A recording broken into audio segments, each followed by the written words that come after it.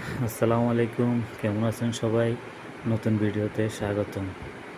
জুয়েল খান YouTube channel থেকে সবাইকে জানাই আন্তরিক শুভেচ্ছা ও অভিনন্দন। আজকে ভিডিওটা যারা ক্রোয়েশিয়াতে আছেন শুধুমাত্র তাদের জন্য। ক্রোয়েশিয়াতে সময়টা এখন জটিল যাচ্ছে, বিশেষ করে বাংলাদেশি ভাই ব্রাদারদের জন্য।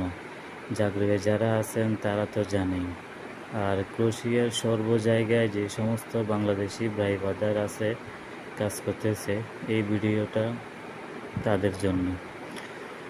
ক্রোয়েশিয়া গভর্নমেন্টের ডিক্লারেশনে মার্চ এপ্রিল থেকে শুরু হয়েছে অবৈধ অভিবাসীদের অভিযান চালানো, এবং যত অনিয়ম আছে তারা এটা ঠিক করার সিদ্ধান্ত নিয়েছে।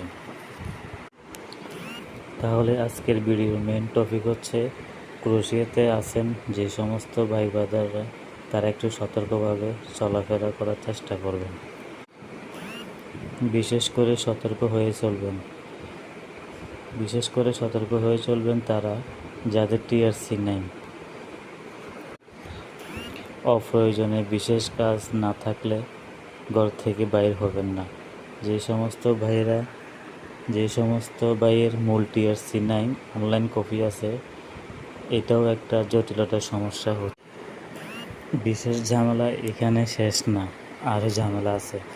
যে সমস্ত ভাইয়েরা ট্যাক্সি চালায় অন্য কোম্পানির অনলাইন আইডি দিয়ে,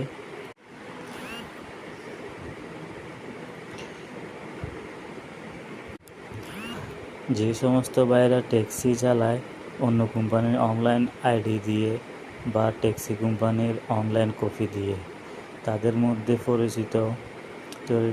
মধ্যে পরিচিত আমাদের 2-4 জনকে জেলে নিয়ে গেছে অলরেডি। বর্তমানে ক্রোয়েশিয়াতে ট্যাক্সি পারমিট ছাড়া কেউ ট্যাক্সি চালানোর কথা স্বপ্নেও ভাববেন না। কেউ আপনাকে ভুলভাল বুঝাবে এমন ফাঁদে পা দিবেন না, এমন ফাঁদে পা দিয়ে নিজের জীবনটা শেষ করবেন না।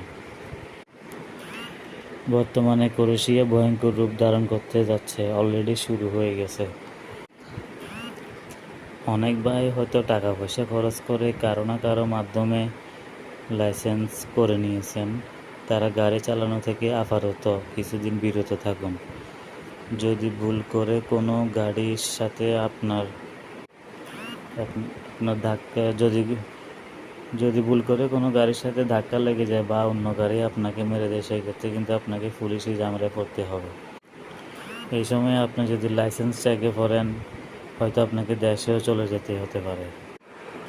তাই আপাতত যে কোনো গাড়ি